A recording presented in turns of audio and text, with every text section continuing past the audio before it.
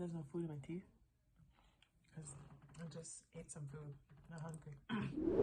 Anywho, we're going to be talking about exclusively pumping.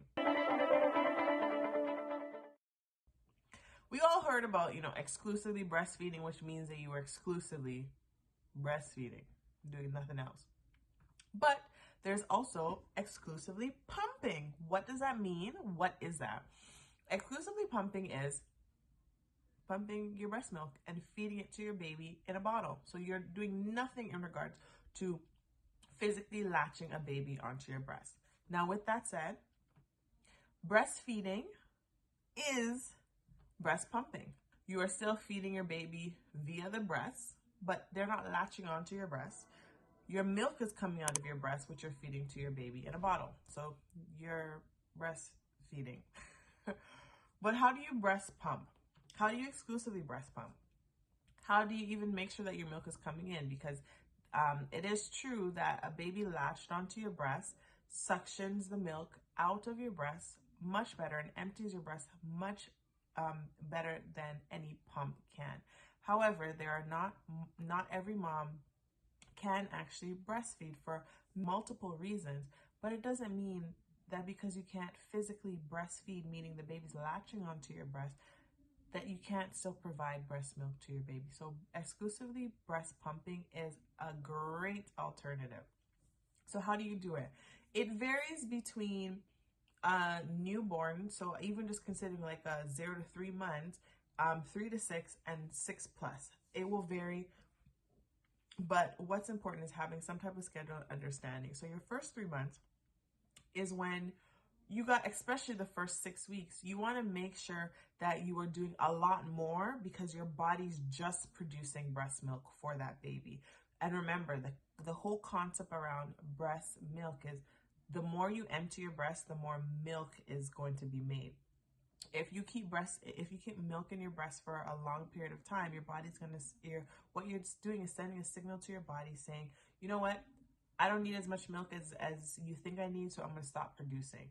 But if you're emptying your breast is getting a signal saying, hey, her breasts are empty, I need to make more milk, and I need to make more milk faster. Regardless if it's 0 to 3 months or 3 to 6 months, keep in mind that you should be pumping for at least 120 minutes a day. In the beginning, you're going to be pumping a lot more, 0 to 3 months, a lot more sessions. But what happens is your sessions are going to be shorter. And then as time goes on, your sessions may be longer, but you won't be doing as many sessions. In the newborn phase, it's best to breast pump between 7 to 10 times a day, which typically means between 2 to 3 hours, how long you should be going without emptying your breast. At the beginning, it is very important that, especially between 0 to 3 months, it is very important that you do pump at night, because at night, your breast makes the most milk. So if you're keeping that milk in your breast and not emptying it, you're telling your body you don't need to produce milk, which leads to a low milk supply. Now, with that said, if you're having issues with any type of low milk supply, pumping, or even breastfeeding, head over to my website, Tenn-Lai.com, Tenn-Lai with a dash.com, and book a one-on-one consultation with me, and we can work through any of the issues that you're having. That's a plug. Now back to what I was saying. 4 to 6 months, you can be pumping from 6 to 7 times a day. 6 months and older, because typically moms or parents start introducing solids after 6 months. Once you've started introducing solids, your pumping sessions can decrease. So some moms are pumping 3 to 4 times a day at this point because they don't need to be pumping as much milk. So keeping in mind that you have a routine, a schedule going of how you're pumping. And even with that said, is the less time that you spend pumping. So if you're pumping like 3 to 4 times now, you're pumping for a longer period, yes, but you're also going to be getting a lot more milk in these periods because you've stretched it out. Whereas if you were pumping your 7 to 10 times a day, you're going to be getting less milk during that period of time because you're pumping more frequently.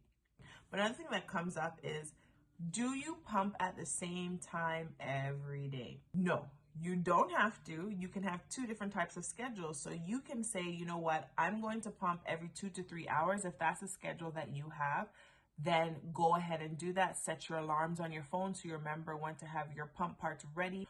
Or another recommendation is pump when your child feeds. So if your child is having a bottle right now, give them the bottle while you're pumping. Your child is not going to feed at the exact same time every single day. So no, you don't have to pump at the exact same time every single day.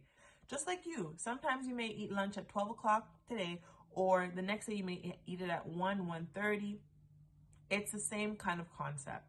With that said, it is so important to understand how to manage breast milk. I've put together a quick little guide of how to manage breast milk. Head over to my website and download that guide, and make sure you put it up, because you know, if you're not managing breast milk properly, it can cause stomach issues with your child. Understanding that breast milk does expire, what you can do with breast milk that has actually expired as well, and you know, things like not microwaving breast milk. A lot of mothers don't know that, but head over to my website and download the guide and put it up on your fridge, anywhere that you can see, or your spouse or your partner, whomever's there to help you manage with baby, so they can see what happens, how long it's been in the fridge, labeling, you know, freezing, all that kind of lovely stuff. And if you have any questions, don't hesitate to reach out to me. Comment down below or send an email to me. All right, well, thanks for tuning in. Hopefully this video helped you. Have a good one. Bye.